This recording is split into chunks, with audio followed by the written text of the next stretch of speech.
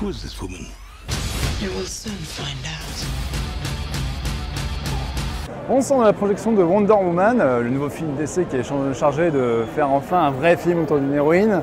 Alors formellement ça va, après les catastrophes qui étaient Suicide Squad et BVS en termes de structure et d'image, il y a un truc beaucoup plus linéaire, beaucoup plus classique entre guillemets, donc ça va à peu près, sauf quand il y a les scènes d'action d'un seul coup, Wonder Woman se transforme en bouillie de pixels, wouhou, c'est génial. Le problème c'est l'écriture, c'est-à-dire que la moitié du film on fait un espèce d'humour aléatoire sur le décalage entre cette Amazon qui découvre le monde machin et elle passe pour une bouffonne littéralement pendant 2 heures de film, c'est très gênant.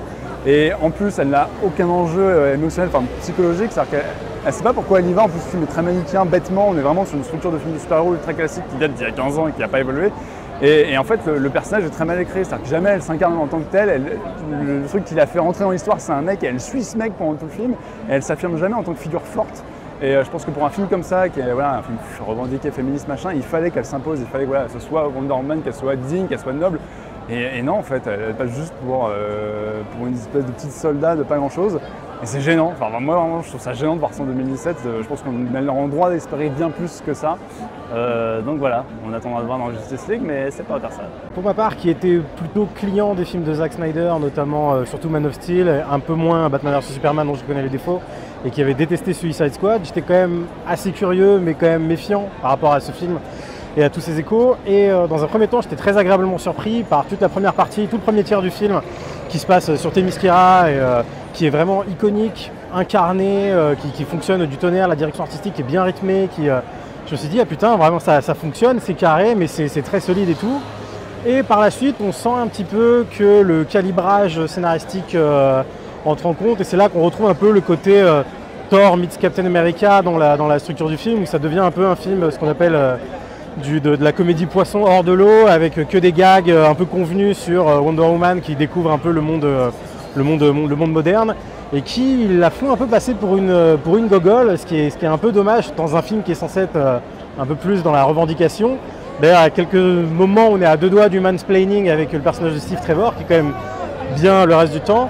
Mais voilà, ça se ressaisit un peu dans le dernier tiers, qui reste quand même un peu mal fagoté entre les explications assez mal racontées, ce climax qui est mi-générique, mi-vulgose un peu dans la représentation, et qui du coup fait vraiment, donc ok, on a essayé de faire plus carré, d'en donner un peu plus à tout le monde, à tous les publics, moins barré que pouvait l'être Man of Steel et Batman vs Superman, mais du coup moins incarné, moins personnel, je dirais.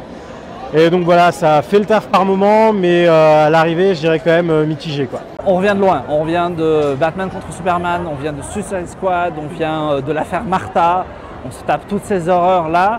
Et finalement, Wonder Woman à la sortie comme ça à chaud, c'est de fait le meilleur film DC Comics, mais on revient de si loin que tout était bon à prendre. Moi j'ai vraiment aimé la première partie, j'ai vraiment, voilà, chez les Amazones ça fonctionne. Tout avance à peu près correctement, il y a des idées de mise en scène, Gal Gadot fait bien le boulot.